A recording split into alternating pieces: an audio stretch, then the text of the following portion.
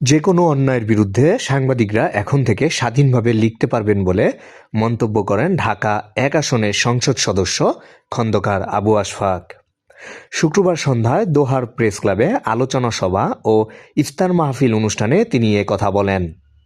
তিনি আরও বলেন, সাংবাদিকরা জাতির বিবেক, তাই সমাজের আয়না হিসেবে তাদের ভূমিকা রাখবে। যত বড় শক্তিশালী হোক, যত বড় দলীয় নেতাই হোক, তার বিরুদ্ধে অবস্থান নেবেন যদি সে অন্যায় কিছু করে। সমাজের অসঙ্গতি, অনিয়মের পাশাপাশি সফলতাও তুলে ধরার আহ্বান জানান তিনি। অনুষ্ঠানে সভাপতিত্ব করেন দোহার প্রেস ক্লাবের সভাপতি মোহাম্মদ তারেক রাজীব।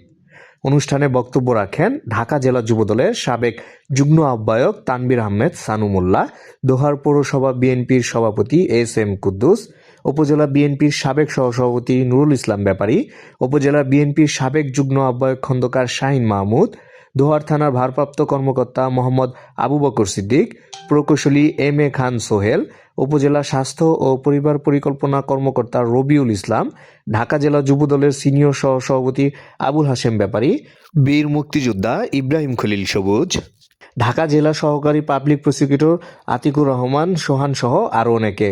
এ সময় দোহার প্রেস ক্লাব ও নবাবগঞ্জ প্রেস ক্লাবের সাংবাদিকবৃন্দ উপস্থিত ছিলেন। মানুষকে সুখ দুঃখে একসাথে বসবাস করার জন্য এখানে সব ধর্মের লোকজন আছে, সব ধর্মের লোকজন একসাথে বসবাস করব, একে অপরকে সহায়তা করব, না পারলে ক্ষতি করব না, কিন্তু মিলেমিশে একসাথে থাকবো। শীত প্রত্যয় নিয়ে আমাদের সামনে দিকে এগোতে হবে ইনশাল্লাহ।